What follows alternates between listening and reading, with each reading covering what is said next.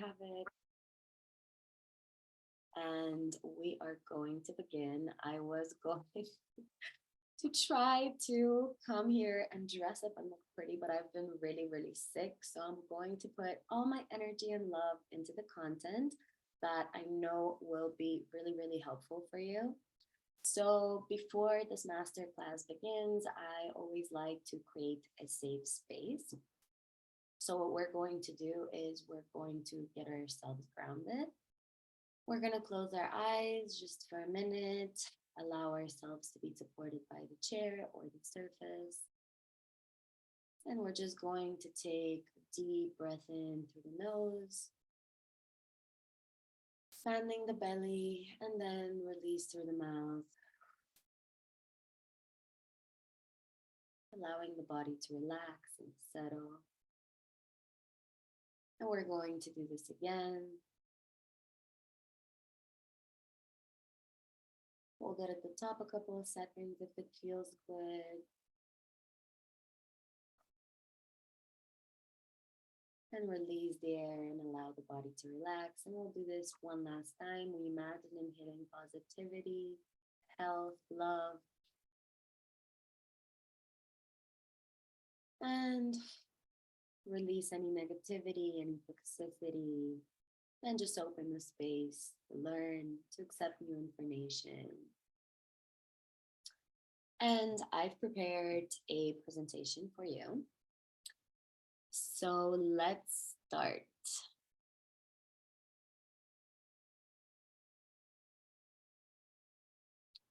Perfect.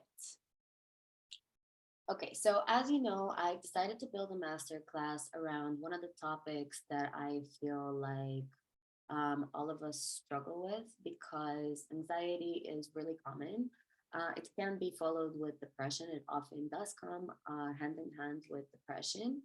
But I'm going to explain a lot about how anxiety, what happens in the body when we have anxiety. I'm obviously going to walk you through some amazing tools towards the end, and I will give you both a spiritual and scientific overview because I feel like a lot of us don't really understand where it comes from. And so it can really make you feel hopeless and powerless because when your body reacts to these emotions and you're not sure what they are or how to deal with it, it only becomes scarier and it amplifies that negative experience for us, which then, funnily, obviously causes more anxiety.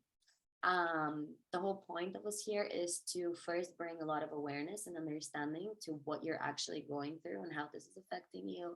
And then the juicy part of what is it that you can actually do in order to eradicate anxiety, because this is not something that you are, it's just something that you experience that has a beginning and an end. And regardless of the fact that it can come back to your life in certain situations, this really gives you the tool set and the understanding of how you can eradicate this by yourself without the need to constantly be taking medicine or smoking weed or doing anything else that will make you depend on something outside of yourself to heal anxiety, because I know how crippling and how scary that can be. So let's dive into it. First of all, I want to talk a little bit about what anxiety is.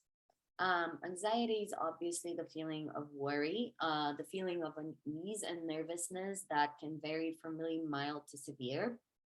And what that means really is basically, when you say to your friend, like, oh, I'm anxious to meet this guy or this girl for a date, that's something that's really mild. And again, if this isn't something that's been mirroring in your body and you're not actually being really crippled by it, we often use the word anxiety and throw it around without really, really actually experiencing um, the actual emotion behind it, which um, when it goes to severe, for example, for me, was there are different body symptoms, which we're also going to look at. And then it really starts preventing you from functioning normally in society. And it can create patterns of fear. For example, social anxiety. It happens from one occasion of something that made you feel at unease and worry. And then because that emotion wasn't resolved, it amplifies. And then all, for example, social interactions can make you anxious. But this was amplified because in the beginning, when you did experience anxiety, that was not resolved. Anxiety also scientifically is actually the overactivation of one hemisphere of your brain. So this is what happens in the body as well when you're experiencing anxiety. And I wanted to look at some causes of anxiety so that you can guys also understand and have a more holistic perception of all of this. So when we do have anxiety, we're usually worrying about everyday life things like paying our bills, your job, looking for a job, being unemployed, your pets, your relationships. So those who you love, we worry about them, especially in relationship, parents. We're always worried about other people, even about ourselves, about our safety, about our security, about exams, about achievements. And so this is how anxiety can be caused. Also, anxiety can be caused by extreme sadness after a traumatic event. Traumatic events are not just the event that happens, it's actually not the event at all. It is the perception of how we emotionally perceive that event. So, losing a loved one, having an accident, any of those things can cause extreme sadness. And so, they can also result in causing you anxiety.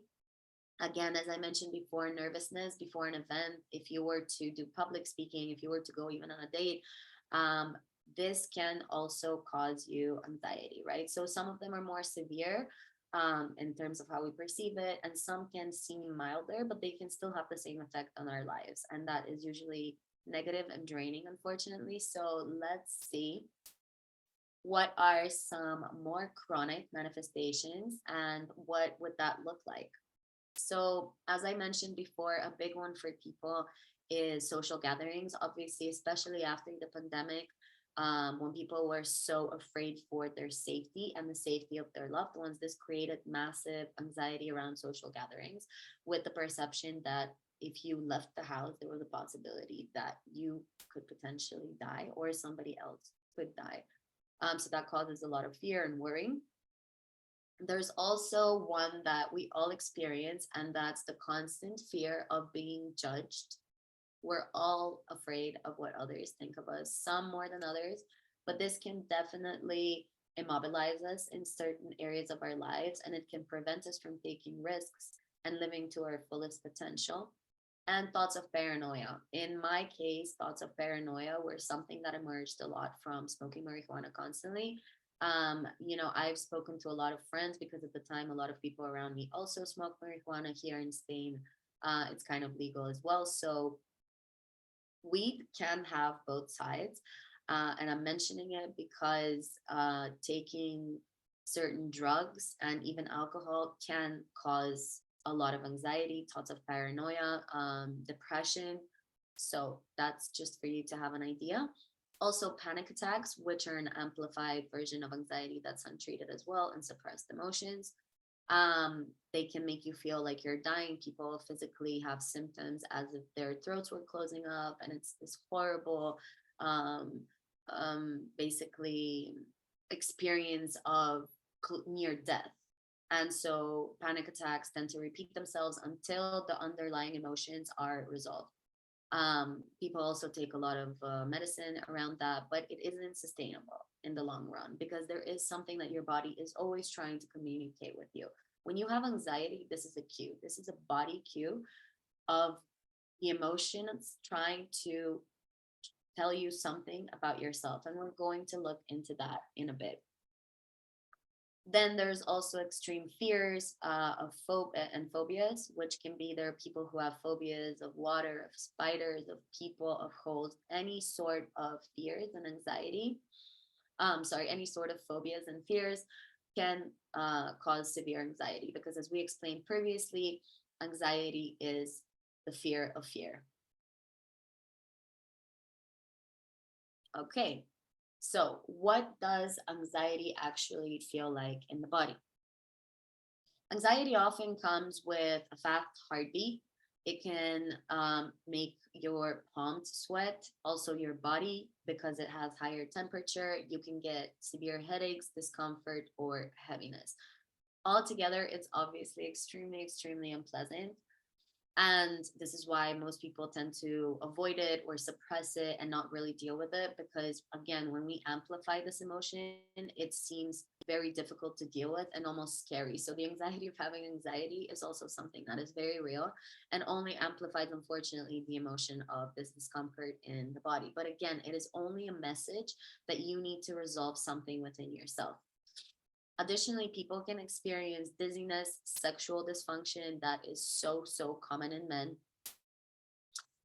constipation and digestive problems in the long run. Now, a lot of diseases that have to do with um, IBS, with low acidity in the stomach, with gastritis, can be related to anxiety because, as you know, the solar plexus is the energetic center of our body, the chakra, which digests our emotions, but it also digests our food.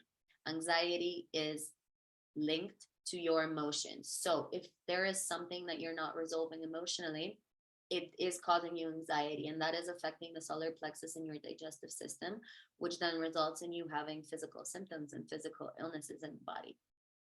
This is why it's really important that when you embark on a journey to heal your anxiety, you do not only heal the mind and the thoughts, but you also heal the body so that you can have a holistic way. And I'll give you an example. So when I had my anxiety for the first time, when it was actually really crippling, this was 2 years ago, I was working on the phones. I used to be a sales agent. At the time, I was working for a company where we would be receiving around 60 to 70 calls on average. They were incoming calls, and my salary basically depended on how many of those calls I turned into sales. Now, as you can imagine, this has really high pressure. I was doing very well. I was very successful at that. But after a while, I started experiencing really severe anxiety to the point where at the moment I would open my eyes, I would have really fast heartbeat. I would feel extreme discomfort in my body.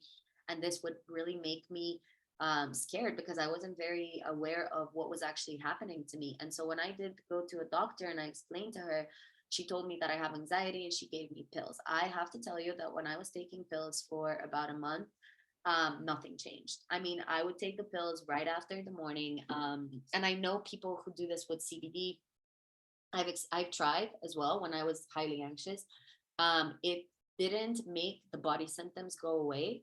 It's possible that it mellowed some of them for me, but it definitely didn't eradicate anything for me. And so this created even more worry in me that this is how I was going to live for the rest of my life. And I know a lot of people who struggle with anxiety feel like this will be a life sentence. It doesn't have to be, and it is not.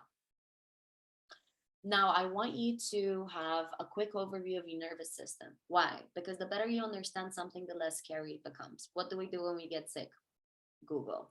What happens? It tells you you have cancer and something terrible, and you just spiral down into this belief that you're really sick, and you become hypochondriac and really make yourself even more ill potentially. But above all, you bring absolutely no peace to your current situation, which does not improve your immune system. So I really want you to understand how your nervous system works and what happens when you do experience anxiety. So the sympathetic nervous system, that's your network of nerves which help activate your fight or flight response when you are faced with danger. The parasympathetic nervous system is the network of nerves which help the body relax and sustain vital processes as you feel safe and calm. And now we're going to dive into both of them so that you can guys have a better overview of what's happening in the body. The sympathetic nervous system. This is the automatic part of your nervous system, which when actually working properly, helps you escape danger. So as you see the image, this is a scary beast, whatever, a wolf, a bear, and these are our ancestors. So back in the day when we didn't have the infrastructure that we do today, and we lived in jungles, caves, and outside in the fields, this was the only way that our ancestors could actually protect themselves, live outside, hunt in nature, and meanwhile still remain alert to any threats. This is obviously a survival mechanism so the humans could protect themselves and stay alert. So experiencing extreme stress or anxiety makes your body believe that there is an imminent threat that your body and you are in danger, and thus it activates that part of your nervous system. So, when you are experiencing extreme fear, worry, anxiety, stress, pressure, your body's programmed for years and years and decades to perceive threats so that it can protect you. And this is when it activates the sympathetic nervous system. Now, the parasympathetic nervous system. As you can see from the image, the parasympathetic nervous system is the system responsible for your heart, your kidneys, your liver, your digestive system. This is the system you want to be in when you're actually not facing any life-threatening situation, so that your body can continue to do its natural functions properly. What happens when your body is constantly perceiving threat and stress and anxiety? It's in the sympathetic nervous system, which means that all of these things that you see here, the digest, the lungs, the hearts, the body functions that are so vital to your existence and to your well-being, are now blocked and not as functional as they would be if you were feeling calm, rested, and collected. Now, let's look at the spiritual perspective of anxiety and what it really means when we look at it from a more holistic perspective. Sorry. Anxiety is caused by your thoughts, emotions, and experiences, but the quality of your thoughts play a key role in changing your state of being. Meaning, if your thoughts are constantly negative, if your thoughts are constantly feeding your fear or your worry, let's say you had social anxiety and you thought, if I go out, people are going to look at me weirdly. If I go out in a big group of people, what if I have nothing to say? What if I'm not interesting enough? Or let's say from the COVID perspective, what if I go out, something happens and I get my parents sick and then I feel guilty? Worst case scenario, what if I get somebody sick and they get really ill? Excuse me. So the thoughts that we have around the fear, if we feed into those, we only amplify the anxiety. Anxiety is also caused by uncertainty, because most of us have not been taught how to handle the unknown. If you were to move to a new country tomorrow, start from scratch, you experience anxiety. Why? Because you don't, for the most part, have coping mechanisms which have helped you understand that no matter what this new experience brings, you're going to be okay. You're going to be grounded and things are going to work out for you, right? Like that first takes faith. That second takes practices, daily practices for you to be able to tap into that space. And a third takes work to understand that uncertainty is the only place in life where we can grow. So if you avoid uncertainty and the unknown, you're very likely missing out on important lessons in your life. And so then you find different loops which throw you into these experiences in a much more unpleasant way. So it's really important to understand that anxiety is normal up to a level, and then it can become detrimental to our health.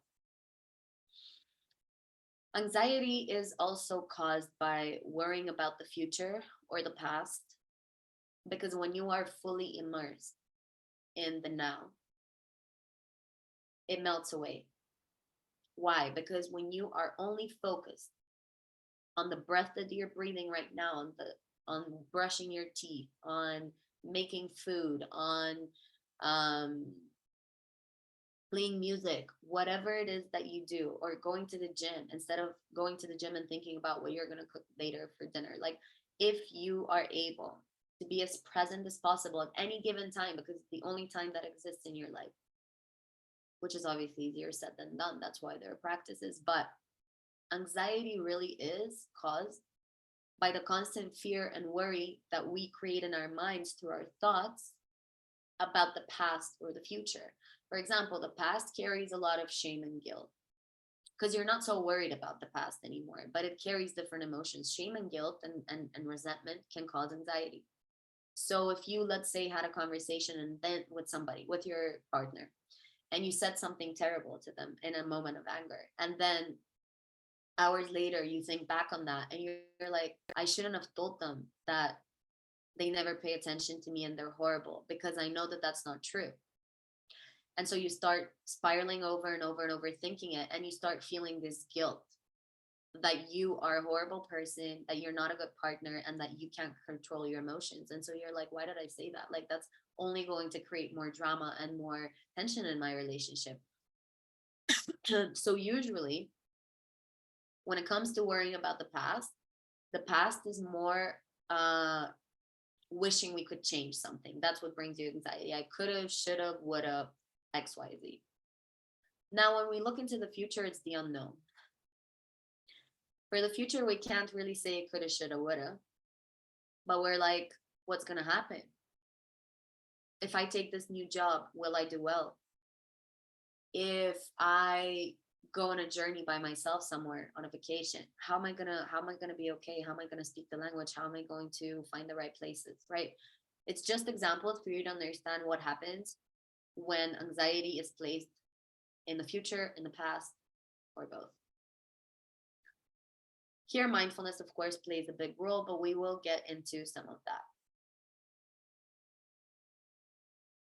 Now,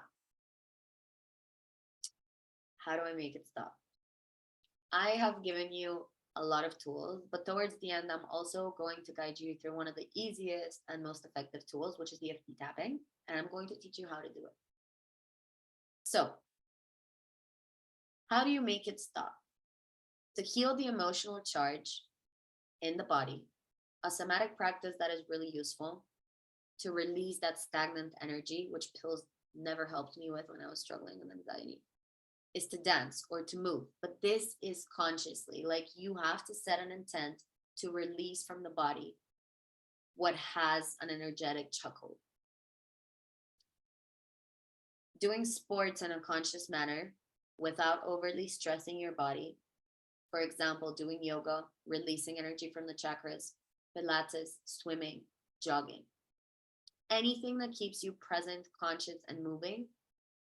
Emotions are energy in motion. Anxiety is caused by emotions. Anxiety is only a result.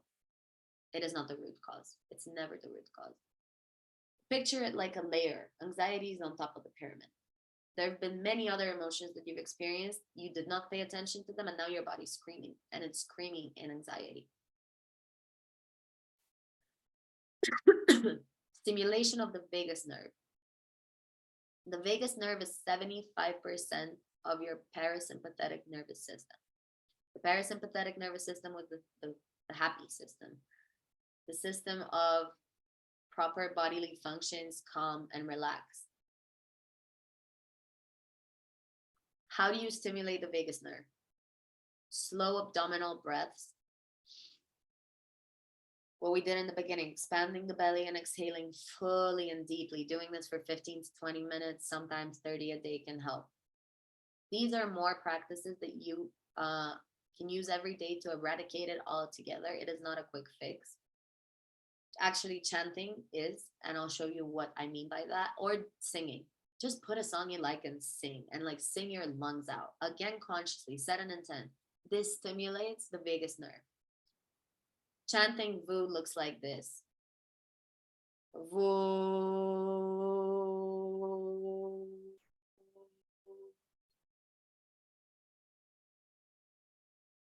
You can do this 3 times. You will feel more relaxed. Science. Now, moving on to the obvious ones, but not so obvious sometimes. Meditation, daily practice absolutely eradicates, again, the emotional charge that anxiety has on you, and it can absolutely eradicate it in certain cases. Because if you have a massive fear of something, meditation will help you gain awareness of that thing so that you can actually heal it, deal with it, and move on from it. It's not something that needs to be repeatedly and constantly dug up. That's the whole point. The whole point is melting this away. You can melt this away. It's absolutely in your power, and is your absolute right to do so. It doesn't have to be hard. So meditations that really help are Vipassana, excuse me, Vipassana meditation, transcendental, repeating any affirmations because they take your mind off of worrying and they help you focus. If you find it too difficult to focus on your breath, then I would challenge you to focus on a certain mantra. Repeat it for at least 10 minutes every day. It will train your brain so well to concentrate as well for people who have maybe ADHD or just generally have a hard time focusing. This is amazing. Like it helped me so much. And again, not everything you do sometimes will in the beginning make sense. But they are so, so effective if you just give it a chance. And the other one is yoga nidra. I spelled that wrong, but so yoga nidra is the practice where you actually relax the muscles of the body. And when you scientifically, this is said that when you relax consciously the muscles, the mind relaxes, and vice versa. When the mind relaxes, the muscles relax. That's why there's practices to do either one, like hypnosis. You first relax the body, and then you relax, and then and then the mind follows. You can find videos on YouTube. These are super easy to do and they're very, very, very nice.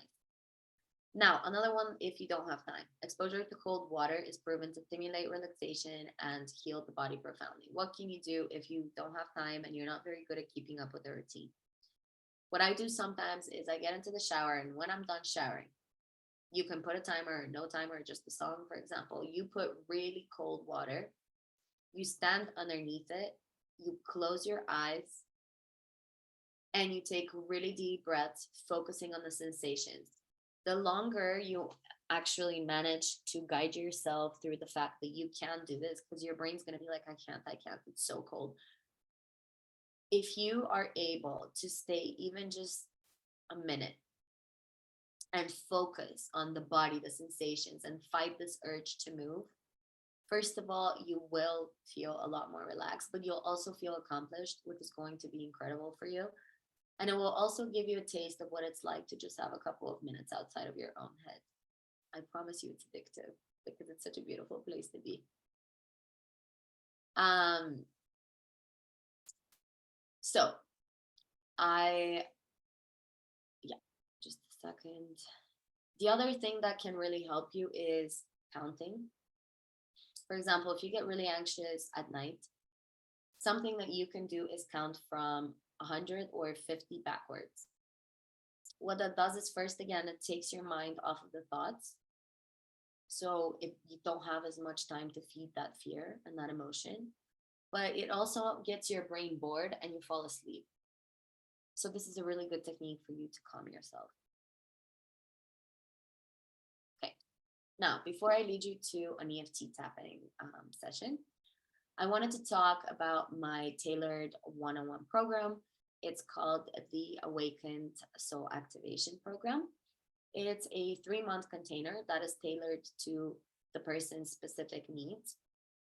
I have built it in 6 phases because I've realized that working through a certain dynamic helps people most come from obviously a foundational building to then more playfulness, more creativity, more sexual pleasure, and just all the fun stuff, right? But if we're going to build a house, we have to start from the beginning. And so how my program works is you basically have phase 1, which is laying a foundation of self-discovery. This is all about you and your beliefs and, you know, all the things that you've accumulated all these years that some of them are not yours, cultural, ancestral. And so this is about you meeting yourself and all the shadows and all the light so that you can start unraveling and unwrapping the things that you no longer need in order for you to be the best version of yourselves and to awaken truly.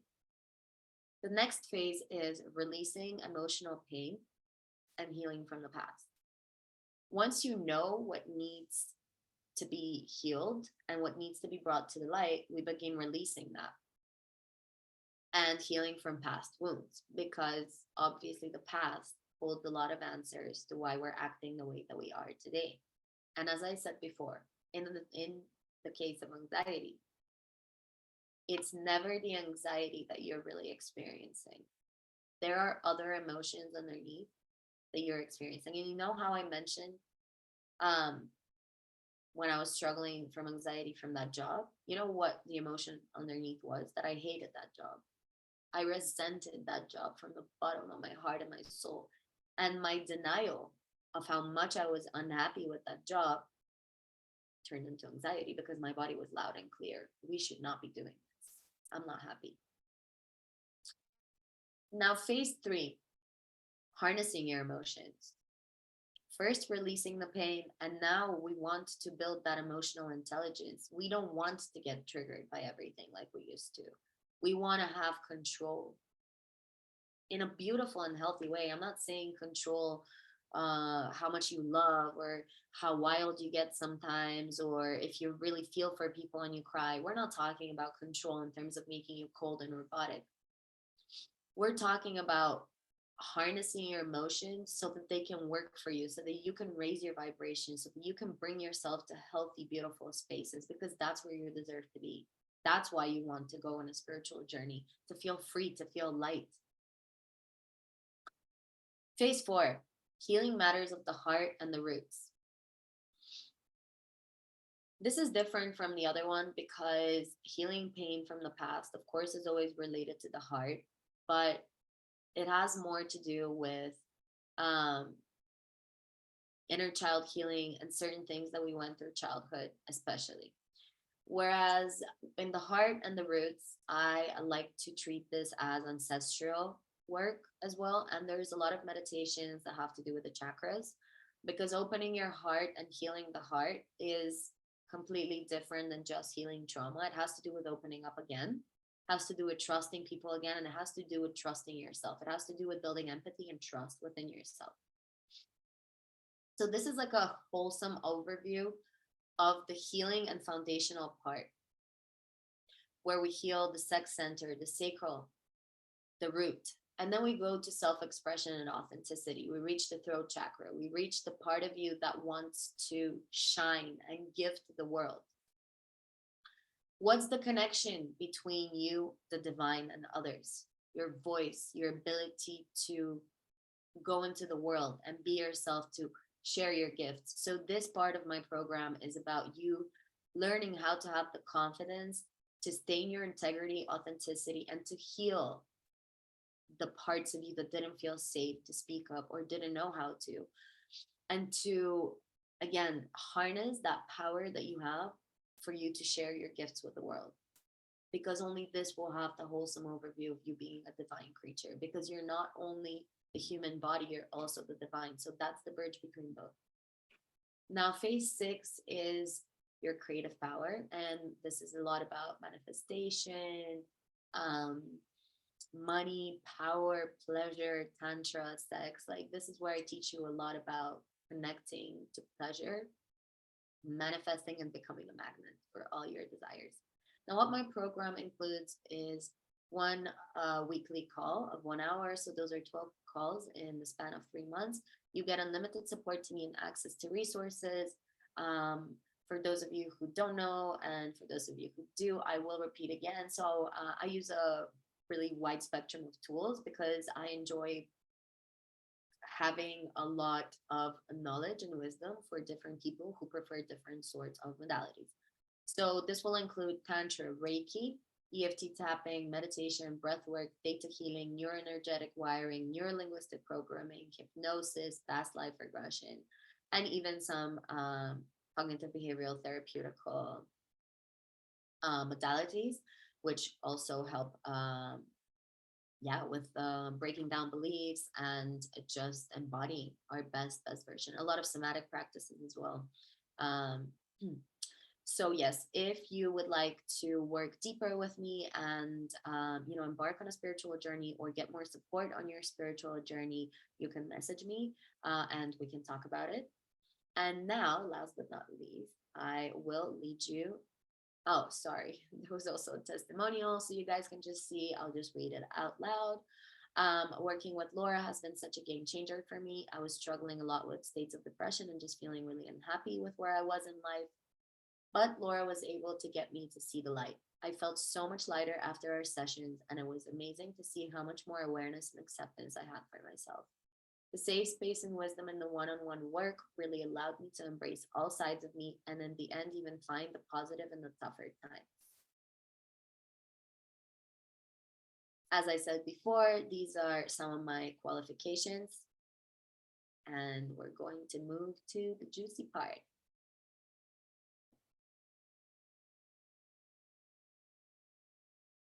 Just a second.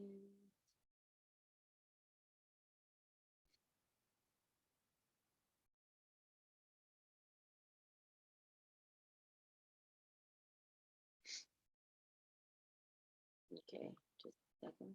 I'm confused.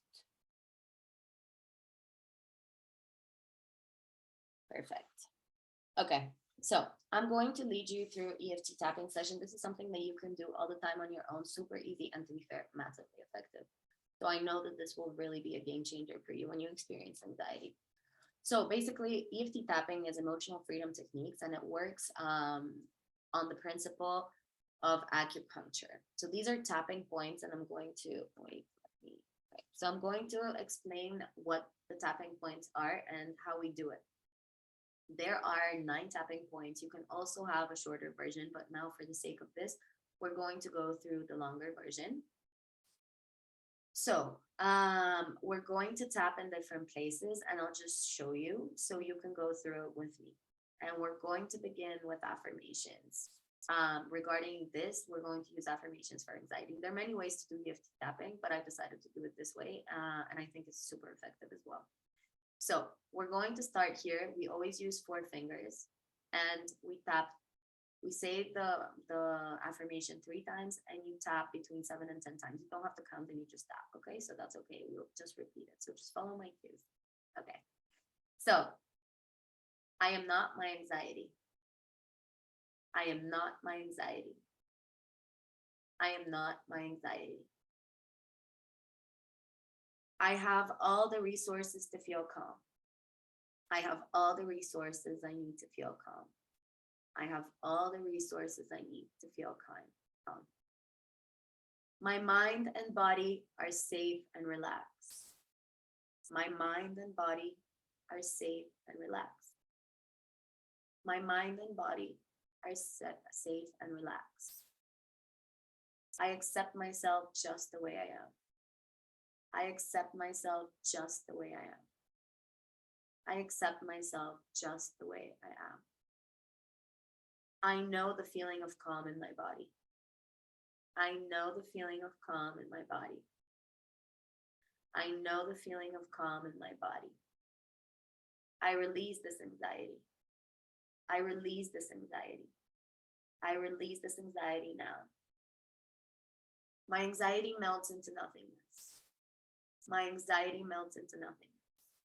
My anxiety melts into nothingness. I take care of myself. This is the color box. I take care of myself. I take care of myself. And now we can do under the armpit. I have everything I need to feel good and happy. I have everything I feel to good to I have everything I need to feel good and happy. I have everything I need to feel good and happy. Then we can grab a wrist.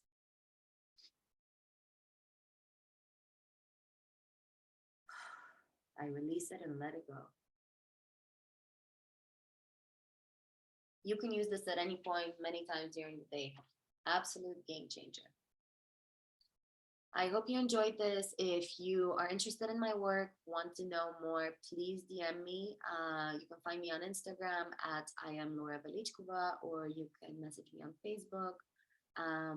And yeah, let me know if you watched the live as well, how this was for you.